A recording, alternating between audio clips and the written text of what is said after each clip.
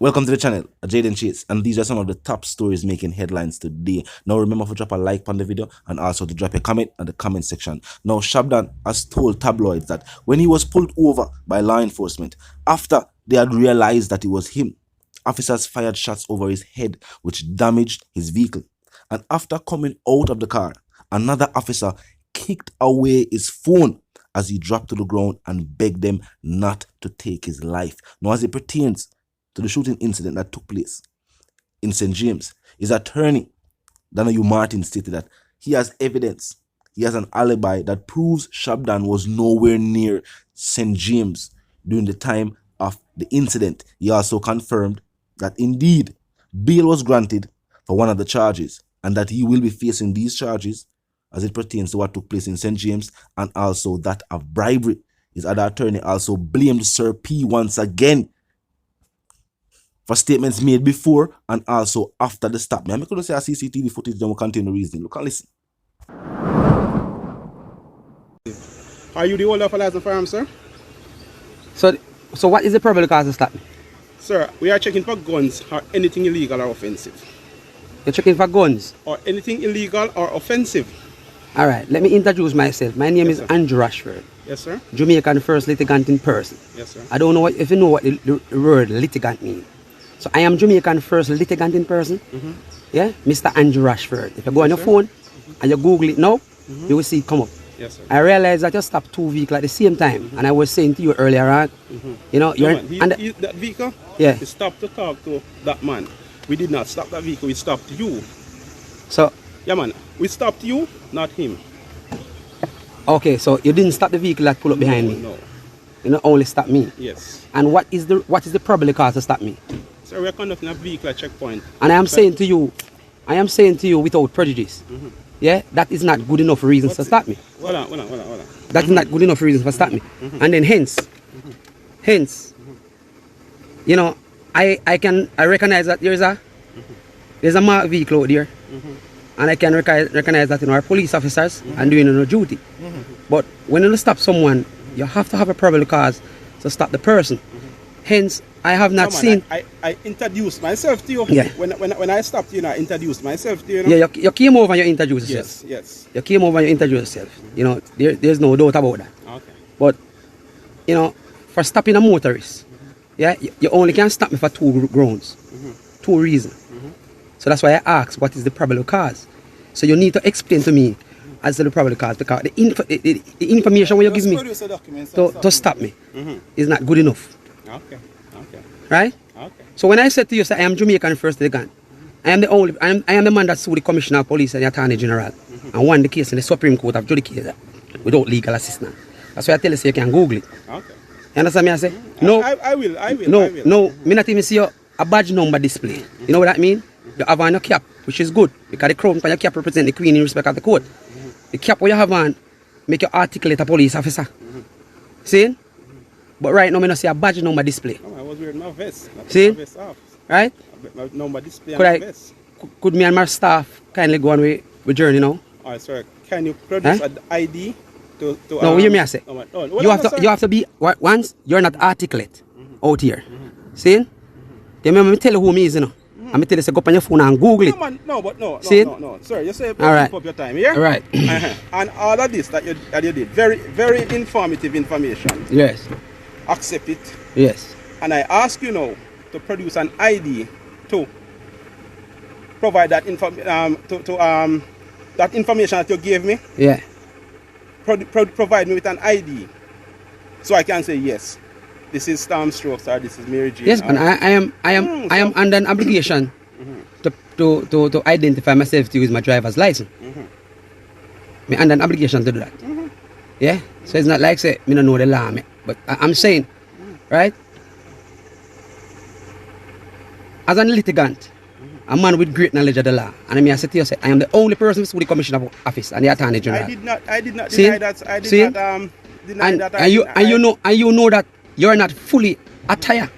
Even though you have on your uniform, you don't have a badge number display. So once you don't have a badge number display, you're not ready for work it, you're not ready for stop me yet. Okay. You understand me I say? Okay. See?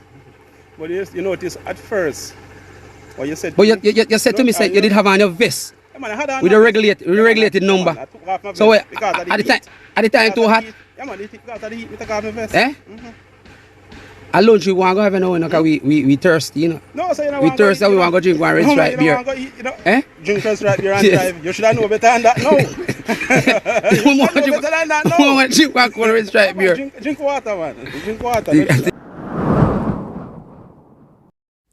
Now, nation, Vybz Kartel's attorney at law, Isaac Buchanan, is in major trouble with the Jamaican government after statements made. Now, the government responded by stating, "We must not allow an audience or a mic to take control of us and our utterances. Self-control is a key integrity for leadership of any kind. Always respect fellow Jamaicans. Never make fun of acne problems, as it is often tied into one's self-esteem issues." Now, Isaac Buchanan made some statements, nation. Now, nation, on national television, Mr. Buchanan stated that you wanted to know why is it that it is always a certain people who are worried about pretty things, stating that people who were unpretty were always worried about pretty things, and that's why the impacts was a major topic of discussion. The nation, even while Buchanan's co-host tried to steer the conversation in a different light, or even just have him stop overall, Buchanan continued, stating that he sees individuals who walk around with what looks similar on a daily basis, and he says that they should fix it, take the opportunity to fix it, seemingly making fun of a certain issue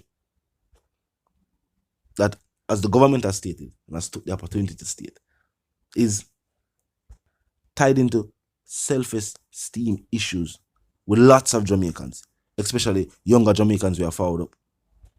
Some would even say Buchanan's statement might make people want to ostracize people who just have regular acne issues. And of course, this is indeed a situation of major concern. And maybe what Buchanan do, I get sidetracked, get caught up within his own reasoning. Maybe me try to say what he intended to say was that people have other major issues taking place on the island, but one individual cannot tell another individual what is right for them to worry about. Now, Mr. Buchanan is also a well-respected attorney at law, as I would say, somebody who's even a fixture on a morning time program. So, and also a member of the opposition. Some have stated that the party in power has taken the opportunity to make this a political issue instead of just a statement that was made during a morning time talk show. And that, while yes, statements made were insensitive to the Jamaican public, do you think this is also a situation being taken out of proportion, being blown out of proportion? Now, as it pertains to Vybz Kartel's case, recently Isaac Buchanan made a statement that while he has heard statements made by the Deputy Commissioner of Corrections, as she was at a symposium in St. Kitts, I believe, and she was talking about correctional reform and things of that nature, and she chose to speak of Vybz Kartel and the fact that he was not a part of the reform program that was in place at the correctional facility where he's being housed.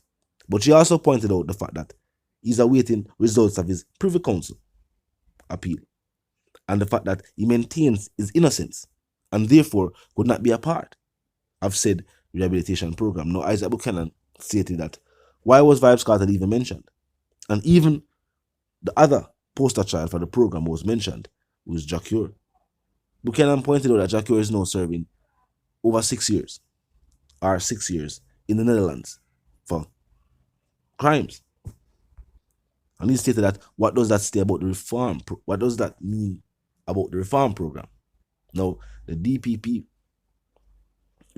responded to statements also made by Buchanan that was the conditions of prisoners seem to be not the concern of the state, meaning that instead of reform, these correctional facilities now become holding places for criminals who then get released back into society with the same thoughts, not being rehabilitated, not being able to still get jobs, and return to the same lifestyle of crime and violence. Now, the DPP said, no, this is, of course, a major concern for the state, and that plans are being put in place so that reform and rehabilitation can be something that actually takes place. Now, if you're new to the channel, just pass through, you know the sentiments, click the subscribe icon, then the bell icon, and of course, put it on all, and this is how you know you'll be notified of all fresh content. As soon as fresh content is uploaded and made available for you. Now, until reason again, my sentiments for you and yours are to live, love, and prosper. Now, stay tuned.